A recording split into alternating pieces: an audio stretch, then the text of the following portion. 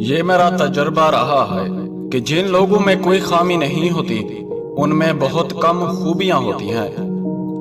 صبر کا پھل ضرور ملتا ہے، لیکن صرف وہی پھل جو کسی نے جلد بازی میں چھوڑ دیا ہو۔ تم اپنے آپ کو گند سے آلودہ کیے بغیر کسی دوسرے کو گندی نالی میں نہیں پھینک سکتے۔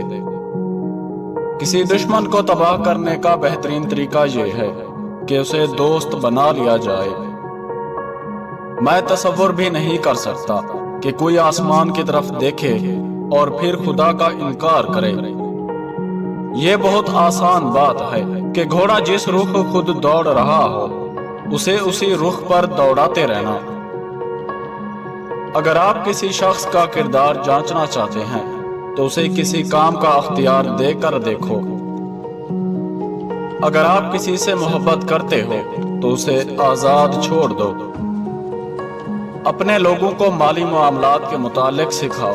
یہ بنیادی اور اچھی خوبیوں میں سے ایک ہے اور اس کا آغاز بچت کرنے سے ہوتا ہے۔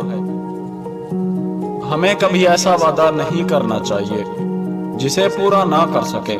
یہ نہ ہو کہ کبھی ہمیں وہ کام کرنے کو کہا جائے جو ہمارے بس میں نہ ہو۔ میں ایک آہستہ چلنے والا انسان ہوں، لیکن میں کبھی پیچھے کی طرف نہیں چلتا۔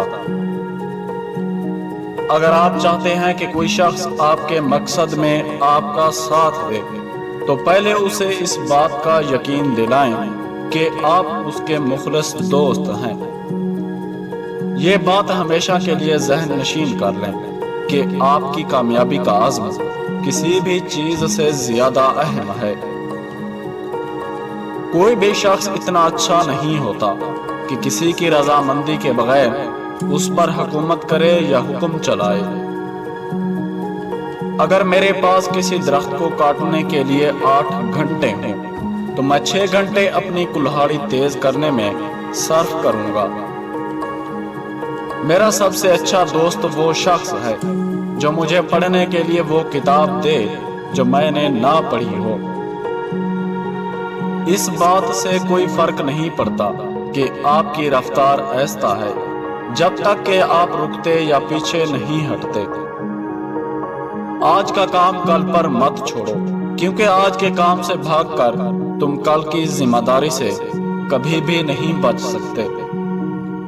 آپ اس وقت تک ناکام نہیں ہو سکتے جب تک آپ کسی کام کو چھوڑ نہیں دیتے۔ ندی کے درمیان میں کبھی اپنے گھوڑے تبدیل نہ کریں۔